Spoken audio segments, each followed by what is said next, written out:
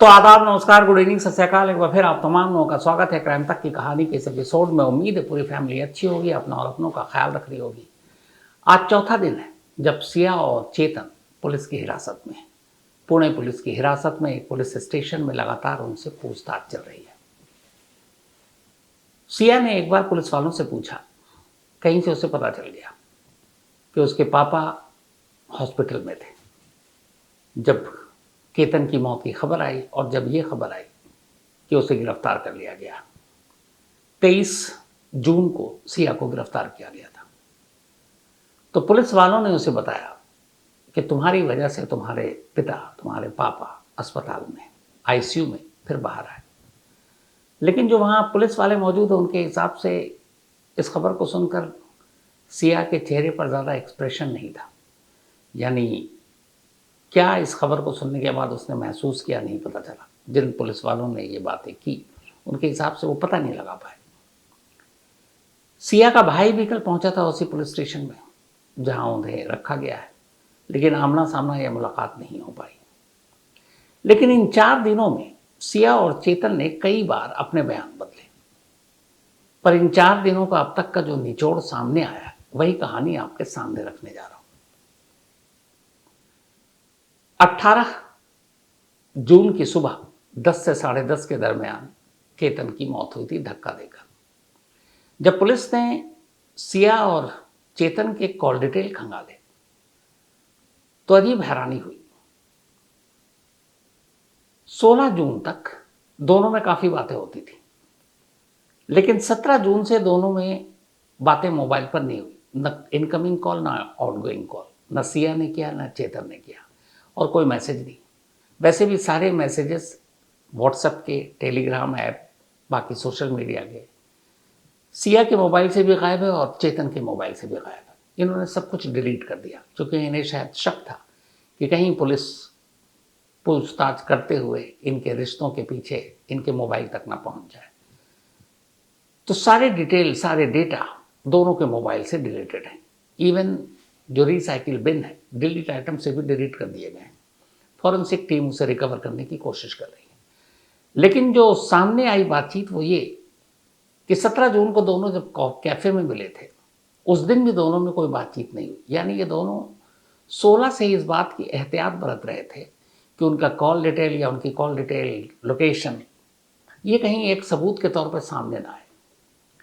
इसके बाद 18 जून को केतन की मौत होती है। 18 जून को भी दोनों के बीच कोई बातचीत नहीं। 19 जून को भी नहीं, 20 को भी नहीं, 21 को भी नहीं, 22 को भी नहीं, और 23 को गिरफ्तारी। यानी जो लोग दिन दिन में, एक एक दिन में 10-10, 20-20 कॉल करते थे, 18 जून से लेकर 22 जून तक दोनों एक दूसरे से कटे हुए थे। और इस दौरान दोनों मिले भी नहीं, क्योंकि एक तरफ मंगेतर की मौत हो चुकी है, सारा परिवार इकट्ठा है, और हर एक की नज़र में उस वक्त सिया है, क्योंकि शादी से पहले ये पहाड़ टूट पड़ा था, सबको हमदर्दी थी। तो बाहर जाने या फिर चेतन से मिलने का मौका भी नहीं मिला, और दोनों मिले भी नहीं।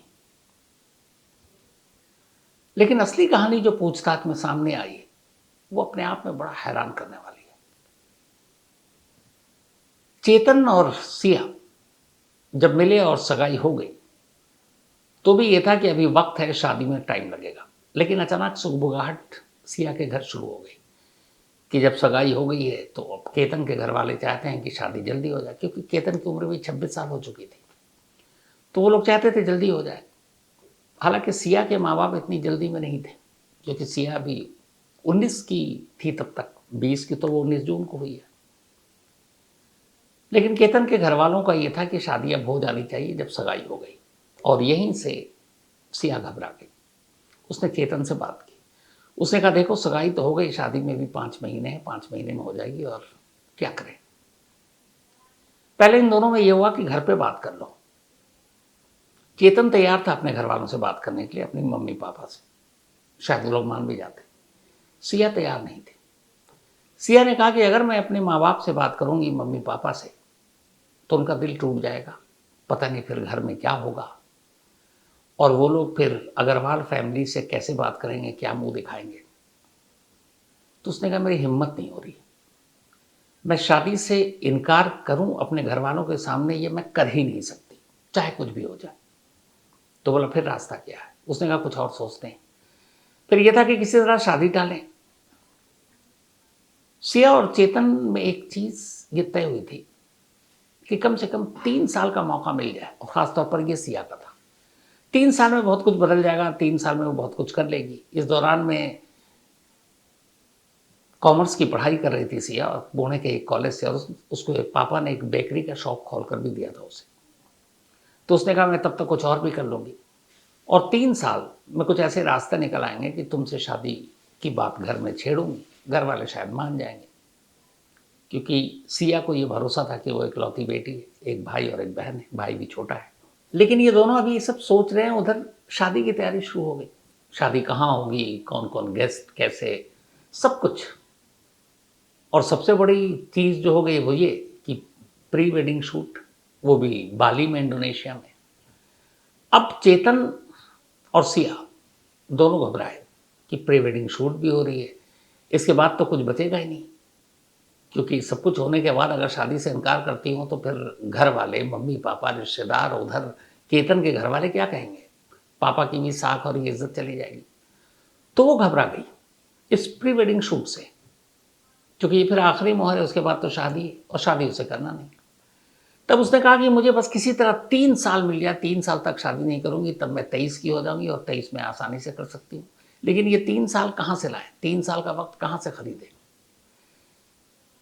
चेतन ने कई बार सिया को समझाया कि तुम मम्मी पापा से बात करो, ये भी मत बोलो कि शादी तोड़ रहे, तुम ये कहो कि अभी मेरी उम्र कम है और मुझे कुछ और पढ़ना भी है, बिजनेस भी करना है, तो ये शादी 3 साल बाद कर लेते हैं। पर इसकी भी हिम्मत नहीं हुई सिया की अपने माँ बाप से करने की।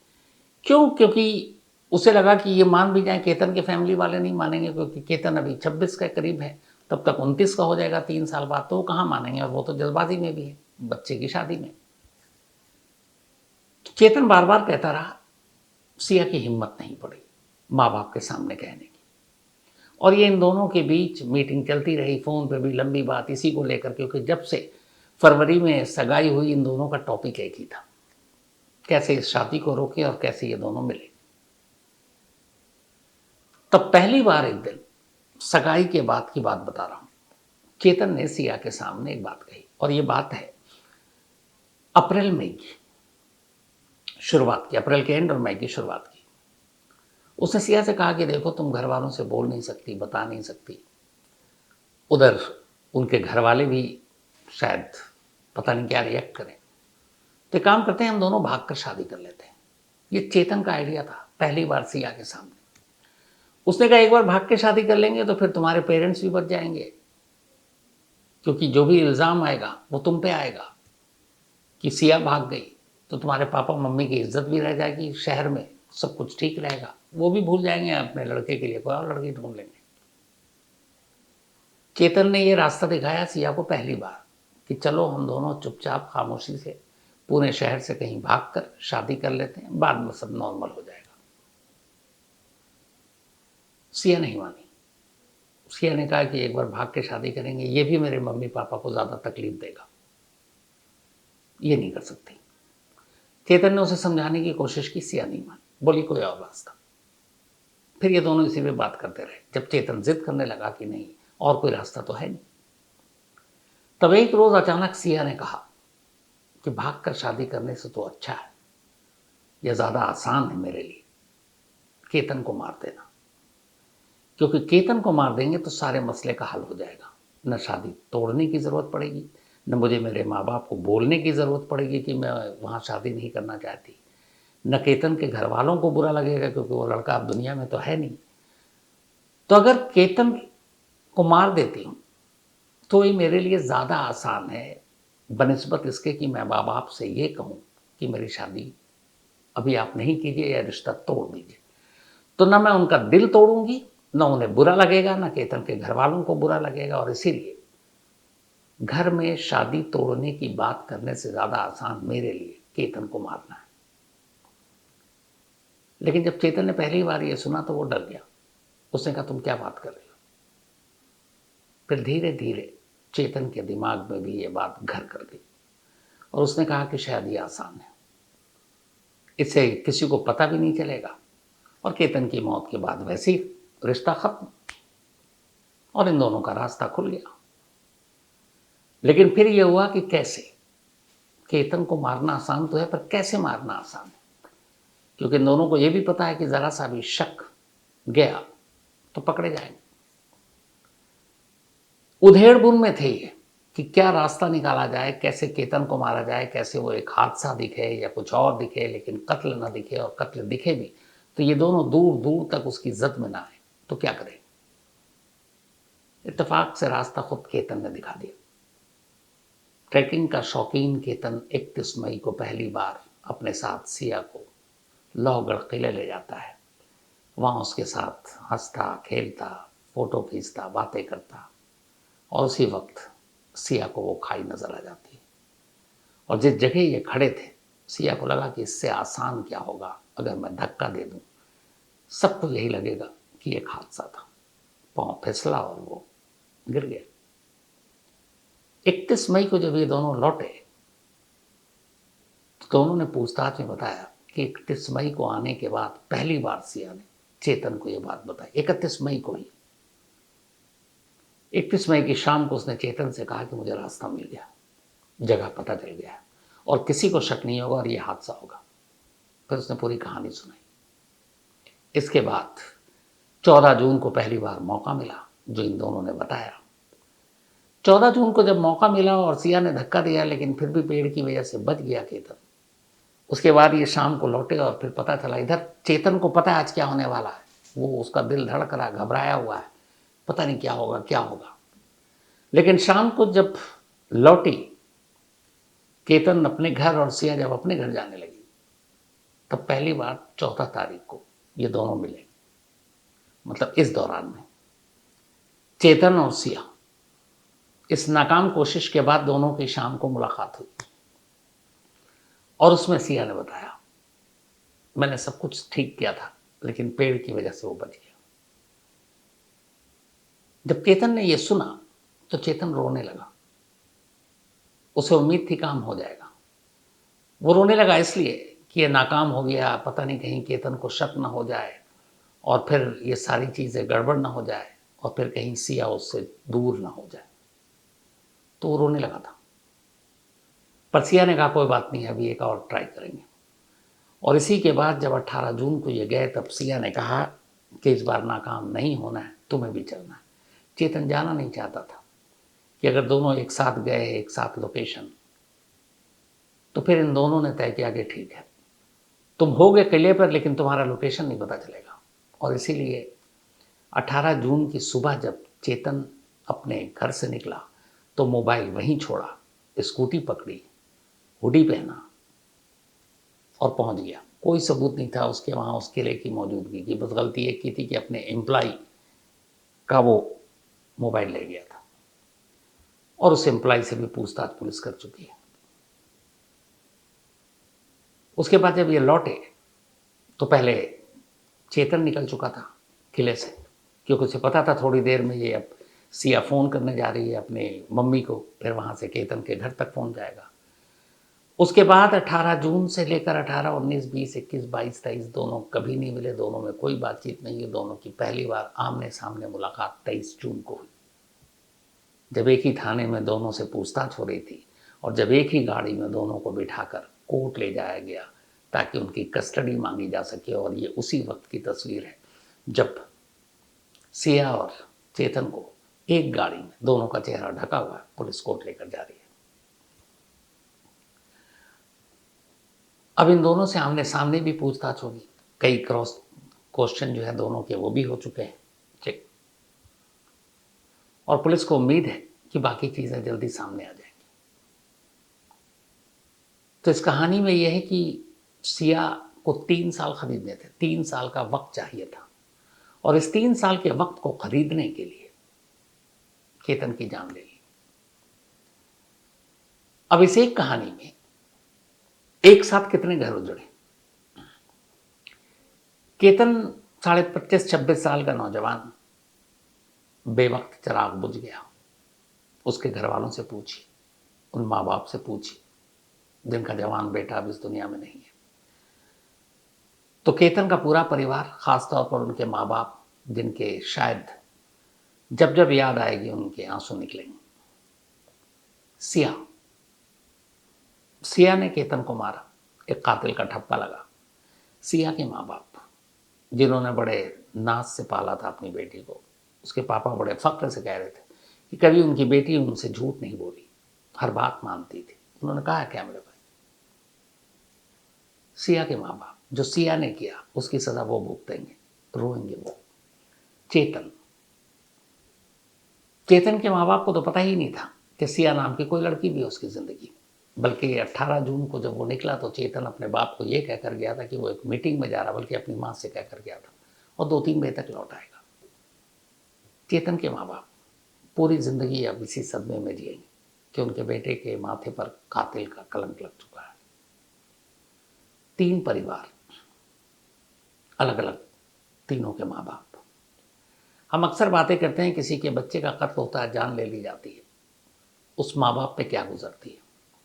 लेकिन थोड़ा गहराई में जाकर सोचिएगा, चाहे वो कोई भी केस हो, सोनम का हो, मुस्कान का हो, और भी जितने भी इस तरह की शादी, सगाई और इसकी साजिश के बीच में किसी लड़के या लड़की को कोई मार देता है, तो केतन के घर वालों को तो जिंदगी भर का दर्द है। लेकिन सिया के माँ बाप का तो कोई कसूर नहीं है, उसके मम्मी पापा का तो कोई कसूर नहीं, क्योंकि उन्हें पता ही नहीं उनकी बेटी बाहर क्या करती है, कौन किस लड़का के साथ घूमती है, कहाँ कैफे में जाती है, क्या इश्क है, क्या प्लानिंग हो रही है। उन्हें तो बस ये है कि उनकी बेटी बहुत अच्छी है। चेतन, माँ बाप को पता ही नहीं। पिता ने पहली बार सिया का नाम सुना जब वो गिरफ्तार हुआ। तो बेशक कत्ल एक हुआ केतन का, लेकिन जिंदगी भर, और कत्ल करने वाला जो होता है और जिसका कत्ल होता है उसके माँ बाप तो रोते ही रोते हैं, और जो कत्ल करता है, जो बच्चे कत्ल करते हैं, उनके माँ बाप भी पूरी जिंदगी उसी तरह से रोते हैं, बिना कसूर के। क्या आप सिया के माँ बाप पूरी जिंदगी उसी पुणे शहर में, अपने घर में, पड़ोसियों में, रिश्तेदारों में, दोस्तों में, जानकारों में सर उठाकर चल पाएंगे? नहीं। जिस बिजनेस के जगह है, जहाँ दुकान है, जो भी है, वहाँ बैठते हैं लोग, आते हैं, क्या वो उसी रौब के साथ और उसी तेवर के साथ तो वो उनका सामना करेंगे? नहीं। जब भी कोई मिलेगा किसी महफिल में या किसी पार्टी में, फंक्शन में, शादी में, चाहे परिवार का ही हो, और जब भी जाएंगे तो लोग एक अजीब नज़रों से देखेंगे कि ये सिया के मम्मी पापा हैं। सेम उसी तरीके से चेतन के माँ बाप। लेकिन सिया के माँ बाप का क्या कसूर, या चेतन के माँ बाप का क्या कसूर, या फिर सोनम के माँ बाप का क्या कसूर, या मुस्कान के माँ बाप का क्या कसूर, लेकिन हम सब उसी नज़र से देखते हैं। कत्ल एक होता है, कत्ल करने वाले अलग होते हैं, लेकिन मरते जिंदगी भर उनके माँ बाप हैं, चाहे वो कातिल के माँ बाप हों या मकतूल के माँ बाप हों। तो इस कहानी में आज इतना ही। अब आपसे मुलाकात होगी मंडे रात 9 बजे किसी नई कहानी के साथ। वैसे कल संडे है, रात 11 बजे आज तक पर अगर आप देखना चाहें तो क्राइम कहानियाँ विद शम्स देख सकते हैं। और हैप्पी संडे, अच्छा आपका वीकेंड गुजरे, यही दुआ है। तो मंडे मिलते हैं रात 9 बजे, तब तक अपना और अपनों का ख्याल रखिएगा। Thank you very much.